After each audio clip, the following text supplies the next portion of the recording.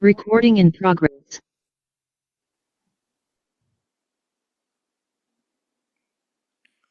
사도신경으로 우리의 신앙을 하나님께 고백하겠습니다. 나는 전능하신 아버지 하나님, 천지의 창조주를 믿습니다. 나는 그의 유일하신 아들, 우리 주 예수 그리스도를 믿습니다. 그는 성령으로 잉태되어 동정녀 마리아에게서 나시고 본디오 빌라도에게 고난을 받아 십자가에 못 박혀 죽으시고 장사된 지 사흘 만에 죽은 자 가운데서 다시 살아나셨으며 하늘에 오르시어 전능하신 아버지 하나님 우편에 앉아 계시다가 거기로부터 살아있는 자와 죽은 자를 심판하러 오십니다. 나는 성령을 믿으며 거룩한 공교회와 성도의 교제와 죄를 용서받는 것과 몸의 부활과 영생을 믿습니다. 아멘. 오직 여호와를 앙망하는 자는 새 힘을 얻으리니 독수리가 날개치며 올라감 같을 것이요 다른 박질하여도 곤비하지 아니하겠고 걸어가도 피곤하지 아니하리로다. 아멘. 거룩하신 아버지 하나님, 지난밤 우리에게 안식을 주시고 이 아침 우리를 깨워 말씀 듣는 자리로 불러주셔서 감사합니다. 하나님을 기다리고 그 언약 이루어지기까지, 그 약속이 내게 성취되기까지 기다리며 믿음으로 바라보는 우리들이 되게 하여 주옵소서. 그렇게 하나님을 기다릴 때에 우리의 마음에 근심이 없고 두려움이 없을 줄 믿습니다. 두려움과 근심 주님이 다 걷어가시고 온전한 믿음으로 약속을 붙잡는 당신의 귀한 백성들 되게 하여 주옵소서. 이제 말씀을 듣습니다.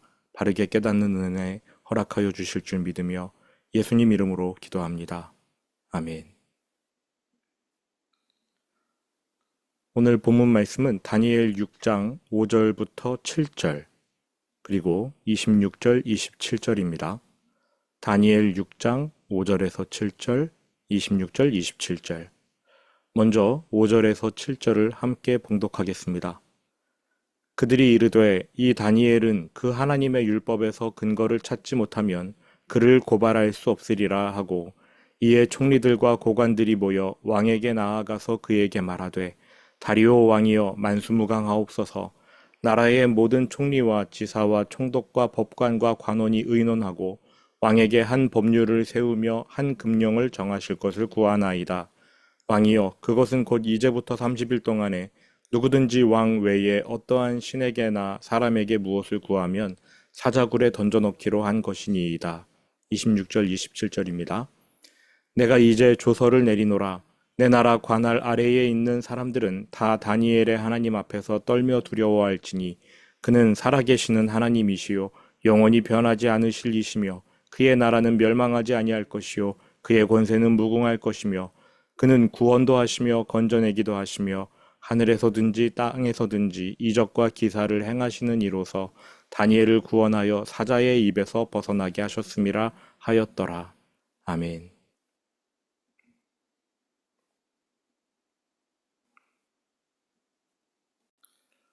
다니엘 6장의 사자굴 사건은 다니엘서에 나오는 6개의 에피소드, 1장부터 6장까지는 사건 이야기이고요. 7장부터 마지막 장까지는 환상 이야기인데 1장부터 6장에 나오는 6개의 사건 중 마지막이 바로 다니엘 6장 사자굴 사건입니다. 오늘은 이 6개의 에피소드를 정리하고 그리고 사자굴 사건의 내용을 조금 더 들여다보는 것으로 설교를 진행하겠습니다. 6개 사건은 이렇습니다. 첫 번째, 다니엘과 세 친구가 왕의 진미를 거절한 사건. 둘째, 느부갓네살 왕의 꿈을 다니엘이 마치고 해몽한 일. 셋째, 느부갓네살이 세운 금신상에 사드락 메삭 아벳느고가 절하지 않아서 풀무불에 던져진 사건. 넷째, 느부갓네살의 꿈 내용대로 그가 정신이 나가 일정 기간 들짐승처럼 지냈던 사건. 다섯째, 손가락이 나타나 벨사살 왕과 바벨론을 심판한 사건. 그리고 여섯째, 페르시아로 나라가 바뀐 후에 다니엘이 최고 총리가 되었는데 다른 신하들의 질투로 인해 그가 사자굴에 들어가게 된 사건. 이렇게 6가지 에피소드로 1장부터 6장이 구성되어 있습니다. 이 6개의 사건을 분류하면 3개는 해석이 사건의 중심이 되는 그러한 내용들입니다. 꿈 해석 또는 글자 해석이 되겠지요. 세 개의 사건은 해석입니다. 꿈과 글자의 해석 내용은 모두 하나님께서 미래의 일을 주관하신다 라는 것입니다. 나머지 세 개의 사건은 그 핵심이 영적 대립입니다. 영적인 전쟁이겠지요. 이 각각의 영적 전쟁에서 하나님이 승리하신다는 사실을 보여주는 사건들 세 개로 구성되어 있는 것입니다. 먼저 해석과 관련된 세 개의 에피소드 간략하게 보겠습니다. 2장에서 느부갓네살의 꿈에 신상 하나가 등장하지요. 이 신상은 향후 이 세상의 패권이 바벨론, 페르시아, 그리스, 로마에게로 옮겨간다는 것을 보여줍니다. 그런데 사람의 손을 타지 않은 돌덩이가 날아와서 이 신상을 부수지요. 하나님 나라가 이 세상 왕국을 심판한다는 것을 보여줍니다. 이후에 그 돌덩이는 큰 산이 되어서 온 세상을 덮어버리는데 인간 나라가 흥망성쇠를 거듭하는 동안 하나님 나라는 때로는 가시적으로 때로는 보이지 않게 확장한다. 이러한 의미입니다. 두 번째는 4장에서 느부갓네살이 꾼 또 다른 꿈입니다. 세상 중심에 나무 한 그루가 놓여 있어요. 하늘 꼭대기까지 자랍니다. 그러다가 갑자기 밑동이 잘리고 가지가 끊어진 채 들판에 버려집니다. 이 나무의 처지는 다름 아닌 느부갓네살 그 자신의 운명입니다. 나라가 커지고 부유해지다 보니 하늘 높은 줄 모르고 교만을 떱니다. 그러다 어느 날 하나님께서 느부갓네살 왕을 심판하신다. 이것이 그 꿈의 내용이었지요. 세 번째, 5장에서 바벨론의 마지막 왕 벨사살, 페르시아 군대가 바벨론을 포위하고 있는데 그는 바벨론의 귀신들을 높이고 여호와 하나님을 모독하며 난잡한 술 파티를 열었지요. 그런데 갑자기 벽에 손가락이 나타나서 메네메네 데겔 우 바르신이라는 글귀를 남깁니다. 다니엘이 그 글귀를 해석해 주는데 하나님께서 벨사살 왕을 저울에 달아보고 달아보았으나 또 시간도 주고 기회도 주었으나 여전히 부족함이 발견되었으므로 이제는 그 나라를 쪼개어 페르시아에 넘기신다. 이러한 내용이었습니다. 정말로 그날 밤 페르시아가 바벨론을 점령합니다. 이렇게 해석이 중심이 된 세 개의 사건은 온 세상을 심판하시는 하나님을 보여주고 있습니다. 왕국들을 심판하고 일으키고 또 심판하십니다. 작게는 바벨론이라는 일개 국가의 미래와 흥망성쇠를 주관하며 심판하시는 하나님의 모습이 나타나고요.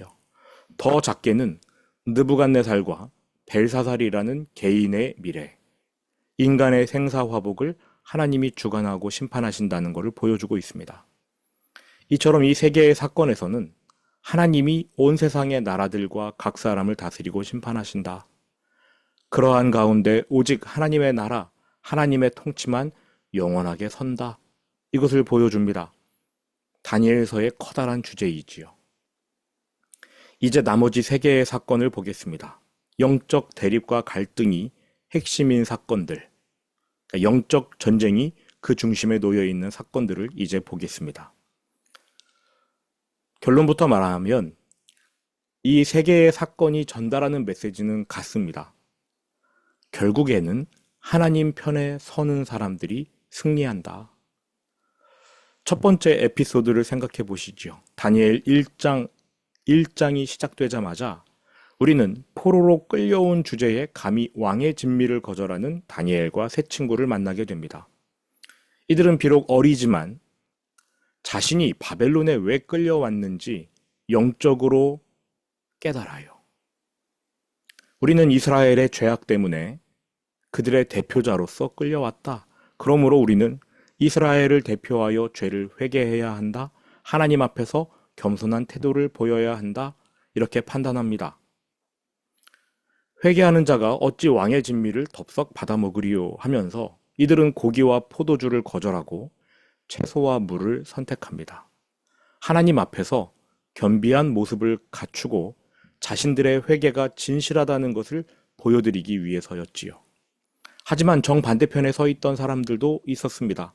똑같이 포로로 끌려왔지만 이 유대인들은 자신이 왜 끌려왔는지 영적으로 알지 못해요. 알려고 하지도 않고 깨달을 생각도 없습니다. 그래서 이들은 이스라엘의 죄에 대해서는 조금도 개의치 않아요. 바벨론이 제공하는 호화진미 덥석 받아 먹지요. 같은 유대인이지만 영적인 포지션이 달랐습니다. 우리가 죄를 지어서 포로로 끌려왔으니 회개해야 한다고 생각하는 소수의 사람, 반면에 재수없어 걸려서 끌려왔다고 생각하는 다수의 사람, 이 두 진영의 영적 대립 속에서 하나님은 회개하는 소수, 다니엘과 세 친구의 손을 들어주셨습니다. 예수님의 십자가 양옆에 똑같은 강도가 달렸지요. 그러나 회개하는 자에게 하나님께서 구원을 선물해 주십니다. 영적 전쟁에서 하나님 편에 선 사람들이 승리한다는 것을 1장 사건이 보여줍니다. 두 번째 에피소드는 3장 내용이에요. 사드락, 메삭, 아벳느고가 느부갓네살의 금신상에 절하지 않아 풀무불에 던져집니다. 다른 모든 지방 관리들은 금신상에 절해요. 오직 사드락, 메삭, 아벳느고 이 세 사람만 고개를 빳빳이 세우고 있습니다. 이 같은 강제적 종교 행사에서 세상 사람과 한데 어우러질 수 없는 유일한 부류가 바로 성도지요. 올바른 신앙은 이러한 타협을 허락하지 않습니다. 여러분 한번 생각해 보시기 바랍니다. 금신상 앞에 절하는 지방 관리들 중에 유대인 출신, 유대인 포로로 끌려온 사람들이 얼마나 많았겠어요. 그런데 그들은 신앙을 타협합니다. 세상과 타협해요. 신앙의 타락이지요. 그래서 그들의 몸을 금신상 앞에 자연스레 엎드리는 것입니다. 반면 올바른 신앙의 소유자였던 사드락, 메삭, 아벳느고, 그들은 죽음의 협박 앞에서도 굴하지 않습니다. 하나님에 대한 신의를 지킵니다. 그들은 왕의 회유 앞에서 이렇게 말합니다. 하나님이 우리를 구하실 것입니다. 그리 아니하실지라도, 우리를 구하지 아니하실지라도 우리가 왕의 신들을 섬기지 아니하고 왕이 세운 금신상에게 절하지도 아니할 줄을 아옵소서. 이들은 풀무불에 던져지지만 살았습니다. 하나님을 신뢰하는 자녀들, 하나님 편에 선 자들을 하나님이 끝까지 지켜주시는 것이지요. 그럼 누가 죽었느냐? 금신상을 세운 느부갓네살 왕과 그 앞에 엎드렸던 모든 사람들의 영혼이 죽었습니다. 반면 나를 믿는 자는 죽어도 살겠고 살아서 나를 믿는 자는 영원히 죽지 아니하리라. 이 말씀이 사드락과 메삭과 아벳느고에게 이루어졌습니다. 세 번째 에피소드는 어제 우리가 살펴본 6장의 사자굴 사건입니다. 사건의 발단은 시기와 질투였지요. 다리오 왕이 다니엘을 온 나라의 최고 총리, 으뜸 총리로 세우자 나머지 총리들이 질투합니다. 이들은 다니엘의 흠결을 찾으려고 두 눈에 쌍심지를 켜고 샅샅이 뒤집니다. 먼지 하나 발견되지 않아요. 결국 그들은 다니엘의 신앙을 물고 늘어져야 승산이 있다 판단해서 5절 그들이 이르되 이 다니엘은 그 하나님의 율법에서 근거를 찾지 못하면 그를 고발할 수 없으리라. 이렇게 자기들끼리 성토합니다. 하나님에 대한 신앙이 이처럼 투철하다. 이 사실을 확인한 후에 이들은 다니엘 죽일 프로젝트를 진행합니다. 왕을 찾아가서 왕이시여, 지금부터 한 달 동안 오직 다리오 왕만 섬기도록 명령을 내리십시오. 다른 신에게나 다른 사람에게 기도하는 자 발각되는 즉시 사자굴에 던져 넣으시기 바랍니다. 7절입니다.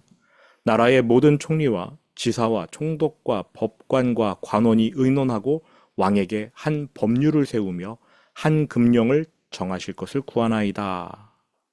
왕이여, 그것은 곧 이제부터 30일 동안 누구든지 왕 외에 어떠한 신에게나 사람에게 무엇을 구하면 사자굴에 던져넣기로 한 것이니이다.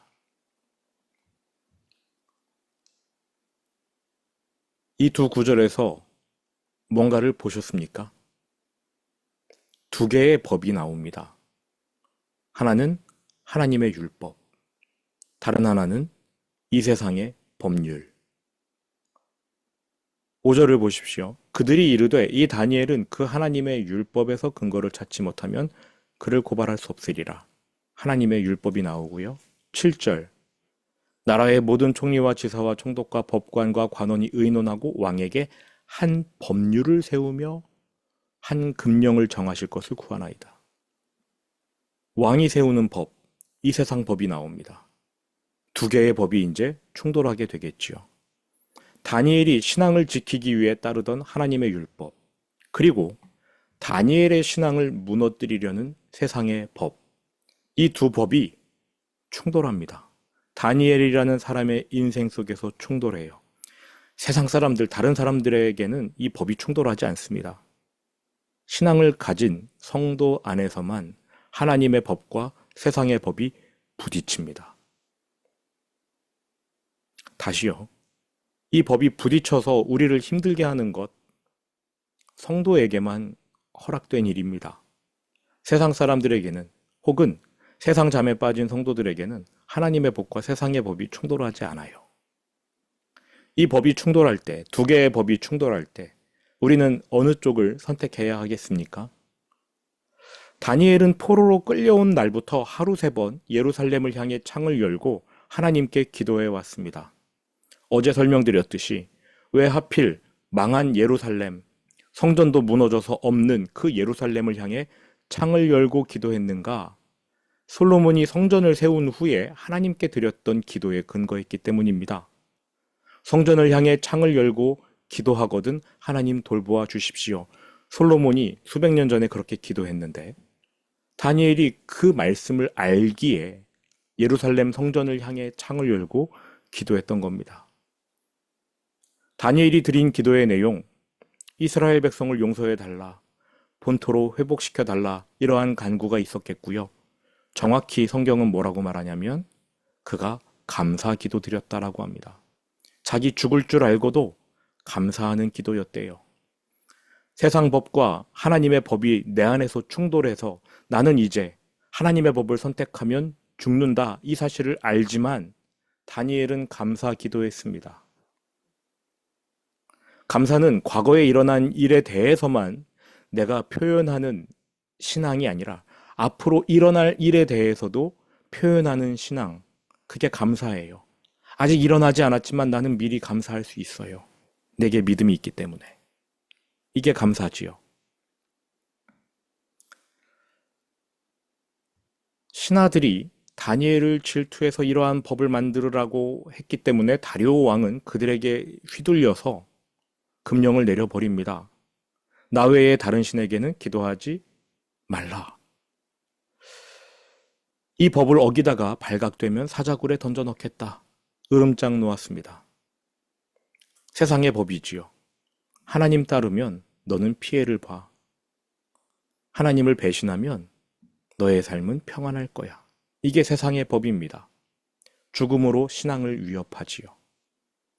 그래서 하나님을 섬기려면 죽음을 각오해야 합니다. 다니엘은 세상 법에 의해 죽임당할 것을 알면서도 하나님의 법, 죽음의 길을 선택합니다. 근데 제가 안타깝게 생각하는 것은 왜 하필 창문을 열고 기도했을까라는 것입니다. 창을 닫고 그냥 예루살렘을 향해서 몰래 기도해도 되는 거 아니겠어요? 굳이 창을 엽니다. 창을 열어서 모든 사람이 보는 가운데 자신의 신앙을 드러내요. 도대체 왜 이러지? 그런데 이 대목에서 예수님의 말씀 한 구절을 떠올려야만 했습니다. 누구든지 사람 앞에서 나를 시인하면 나도 하늘에 계신 내 아버지 앞에서 그를 시인할 것이요. 누구든지 사람 앞에서 나를 부인하면 나도 하늘에 계신 내 아버지 앞에서 그를 부인하리라. 치열한 영적 전쟁이 펼쳐집니다. 그리고 그 영적 전쟁이 이 땅에서 가시화됩니다. 다니엘이 사자굴 안으로 들어가요. 그런데 이 싸움에서 하나님은 다니엘의 손을 들어주셨습니다. 예수님이 먼저 그곳에 가셔서 사자들의 입을 봉하고 계셨어요. 다니엘이 사자굴에서 살아나오자 그를 진심으로 아꼈던 다리오 왕은 안심하면서 새로운 법을 포고합니다. 26절, 27절. 내가 이제 조서를 내리노라. 내 나라 관할 아래에 있는 사람들은 다 다니엘의 하나님 앞에서 떨며 두려워할지니 그는 살아계시는 하나님이시요 영원히 변하지 않으시리시며 그의 나라는 멸망하지 아니할 것이요 그의 권세는 무궁화할 것이며 그는 구원도 하시며 건져내기도 하시며 하늘에서든지 땅에서든지 이적과 기사를 행하시는 이로써 다니엘을 구원하여 사자의 입에서 벗어나게 하셨습니다. 이방인의 입에서 다른 신을 믿는 왕에게서 이러한 고백이 터져 나왔습니다. 영적 대립의 끝에는 항상 성도의 승리가 있고요. 그 성도의 승리 끝에는 이방인들의 입, 즉 하나님을 대적하는 자들의 입에서 복음이 터져 나오는 결과로 귀결됩니다. 다니엘서 1장부터 6장까지를 정리합니다. 6개의 사건은 오직 하나님만이 이 세상을 주관하신다. 하나님만이 결국에는 승리하신다. 이 사실을 보여주고 있습니다. 다니엘서는 이 사건들을 바벨론으로 끌려온 유대인 포로들에게 알려줍니다. 너희들 신앙생활 제대로 해라. 이러한 메시지를 전달하는 것이지요. 하나님과 세상 둘 중에 무엇을 선택해야 할지 알려주는 성경책이었습니다. 그런데 이 성경책이 오늘 우리에게 전달되었습니다. 다니엘서는 오늘 우리에게도 똑같이 권면합니다. 오늘 우리가 살아가는 이 세상에서 너는 하나님의 법과 세상의 시스템 둘 중 무엇을 선택하겠느냐? 우리는 무엇을 선택하겠습니까? 들은 말씀 마음에 새기면서 주기도문으로 예배를 마치겠습니다.